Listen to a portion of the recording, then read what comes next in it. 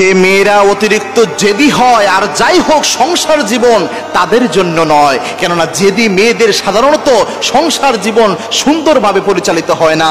যেই পরিবারের মধ্যে একটা জেদি স্ত্রী, জেদি বউ যেই পরিবারের মধ্যে ঢুকে, ওই পরিবারেও একটা অশান্তির সৃষ্টি হয়ে যায়। এজন্য মেয়েদের আর কোনো গুণ থাক আর না থাক, একটা গুণ সবচেয়ে বেশি জরুরি, সেটা হচ্ছে ধৈর্যের গুণ। আর মেয়েদের যত বদগুণ রয়েছে, সবচেয়ে বাজে বদগুণ হচ্ছে এই জেদ নামক বদগুণ। কোনো মেয়ের মধ্যে যদি জেদ বদগুণ থাকে, তাহলে অবশ্যই উচিত তার এই বদগুণটা পরিবর্তন করে নেওয়া।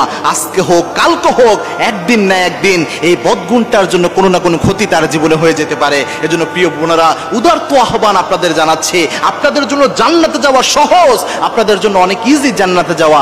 এই গুণটা, এই বদগুণটা আপনার জীবন থেকে আপনি পরিবর্তন করুন। পাশাপাশি স্বামীদেরকেও বলছি, আপনারা যেন স্ত্রীদের উপর জুলুম না করেন। আল্লাহর হাবিব বলেছেন, তোমাদের মধ্যে সর্বশ্রেষ্ঠ ওই পুরুষ আল্লাহর কাছে যে তার স্ত্রীর কাছে শ্রেষ্ঠ।